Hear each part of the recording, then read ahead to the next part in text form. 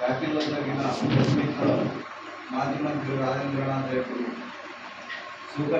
చంద్రబాబు నాయుడు గురించి మరియు కోట్ల సూర్యప్రకాష్ రెడ్డి కుటుంబం గురించి మాట్లాడడం జరిగింది.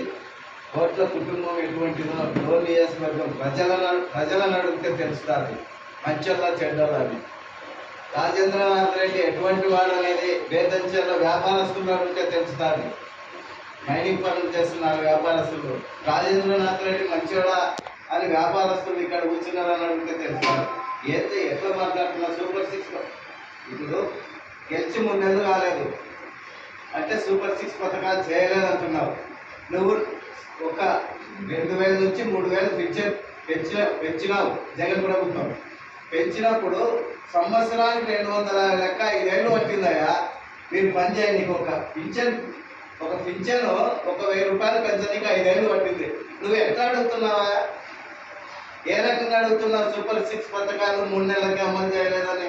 నువ్వు 13 లక్షలు 12 లక్షలు అప్పులు చేసినదే ఎట్లా చేసినారు? ఏం కథ? ఈ అప్పులలో ఏంది? ఎక్కడి నుంచి పోయినా? ఎక్కడ కనీసం చూసుకోవడానికి 2-3 నెలలు పడతారు, ఇంకా 4 నెలలు పడతారు.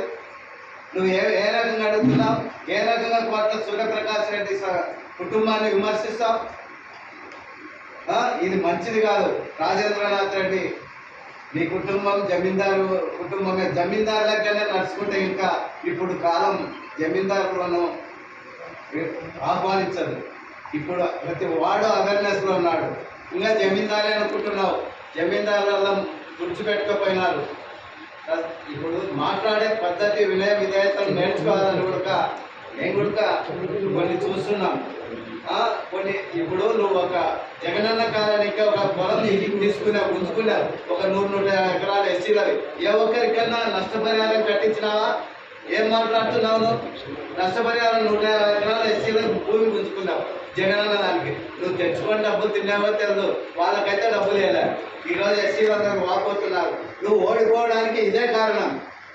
నువ్వు 100 మంది మహిళలు నీ ఇంటి ముందు కూర్చుంటే నువ్వు ఇంట్లోకి పోతుంటే పలకలేని కూడా ఏమో వచ్చినారని గుడకలేదు. నీ అహంకారమే నిన్ను ఓడగొట్టింది. ఇకనైనా మాట్లాడే పద్ధతి నేర్చుకోమని కోట్ల సూర్యప్రకాష్ రెడ్డి కుటుంబాన్ని విమర్శించకూడదు అని, విమర్శించే స్థాయి కూడా నీకు లేదని కూడా ఈ సందర్భంగా తెలియజేస్తూ నేను